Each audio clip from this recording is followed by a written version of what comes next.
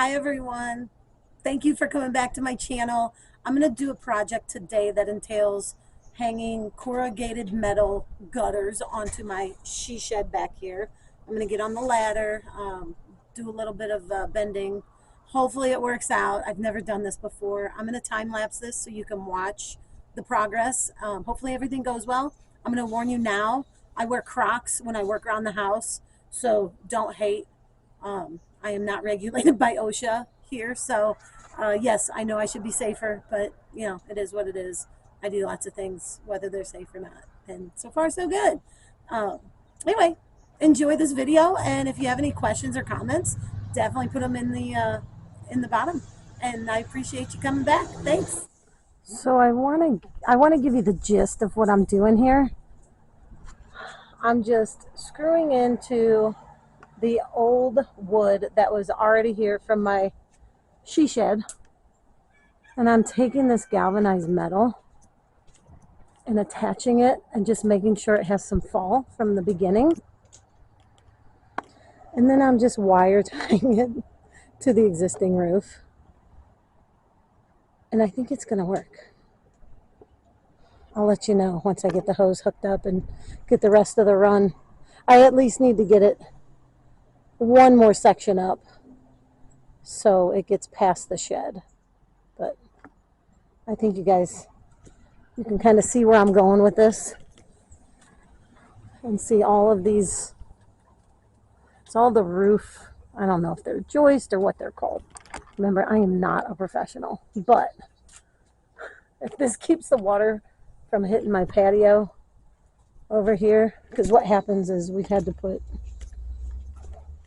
my kitchen door right there, sorry about the mess, would flood actually into my kitchen from all the water coming off of my neighbor's yard. So we installed the pipe, put on the this extra piece of concrete, and it goes straight out to that gravel lot, which I own now. So we'll see if this helps keep some of the water away from my back porch. That would be absolutely amazing if it did. I think it's going to help a lot. And I'm probably going to put some sort of rain barrel at the bottom here just to catch whatever comes off this roof. So, all right. All right, guys, here is the logistics of the she shed gutter that I installed. I took 3 different pieces of galvanized metal, galvanized tin.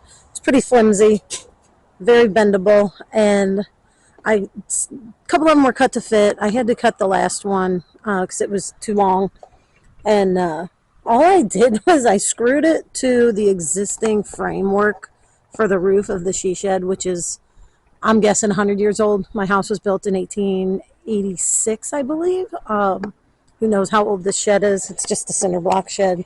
It's got a lot of lean to it, a lot of quirks and a lot of leaks, but all I did was I screwed these to it, and I took a drill bit and drilled holes into the metal when it was up, as I already had it up here, and I just wire tied it basically. Screwed a hole in the roof right here, and then screwed the hole here, bent it up to fit. And I'm going to tell you what, this sucker works. I'm able to get in the shed. We can get in there without getting water all over our head. It's keeping the porch a lot drier. We didn't have any flooding issues with all the rain that we just had. And it's just an idea. I've been wanting to do this for a long time.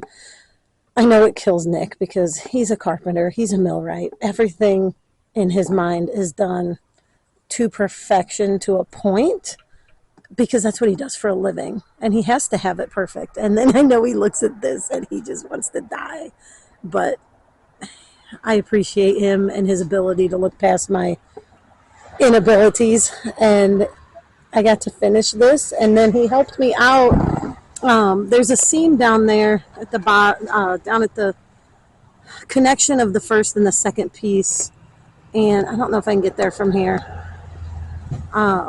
It ended up leaking between those 2 pieces, and he had some caulk in the shed, so he went ahead and caulked it for me, and when the rain came, no problems.